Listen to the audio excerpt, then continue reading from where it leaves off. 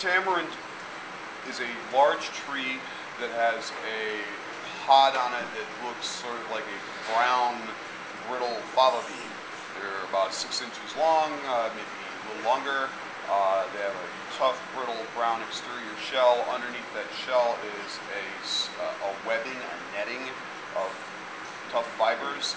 Below that is a collection of seeds. It's a pod. Surrounding the seeds is a thick, tar-like substance that's extremely tart. It's sour and slightly fruity sweet. So it's sort of like natural fruit, sweet tarts, if you want to think of it that way.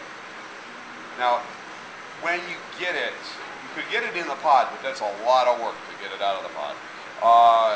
Most of the time you will see it sold in blocks of this paste that have been wrapped in cellophane. You can also buy a tamarind extract that would come in a bottle, but the tamarind extract really doesn't have much tamarind flavor, I don't think. It's been homogenized, pasteurized, processed, things have been added to it.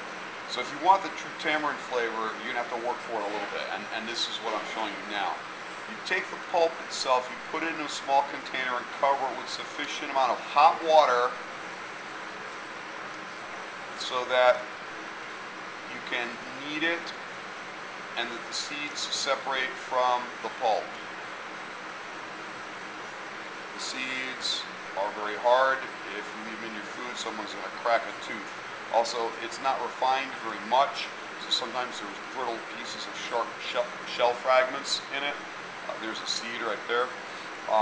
So you want to knead it to get that out. Generally, this is a rather small container that was set up here. It's kind of hard to do a decent job of kneading without getting sloppy. So you might, if you're going to do this again, do it in a slightly larger container, but you don't increase the water. You don't want so much water that it overwhelms the tamarind. Tamarind, again, is very, very sour.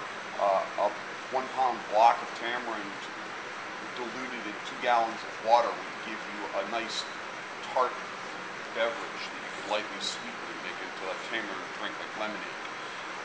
So a couple of tablespoons just requires a small amount of water to rehydrate it and allow you to knead it into a paste.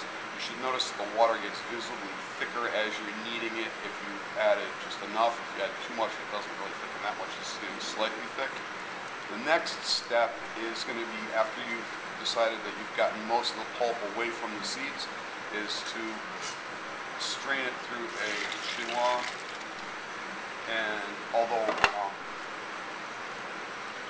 it is set up here in a bowl, I think it'd probably be easier for you to set it up over a bain-marie stainless steel cylinder so that you don't have to use both hands to hold it and to press it at the same time. You just rest it in the cylinder, and you're going to press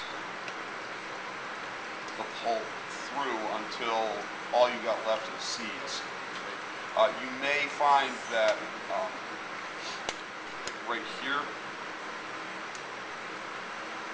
there's still quite a bit of pulp in there, so it might be advantageous to get a cylinder and to then apply some of the strained liquid back through and continue to do that until you've got most of the pulp and not very much seed left. Or most of the seed in the strainer and most of the pulp is passed through and the liquid is rather viscous.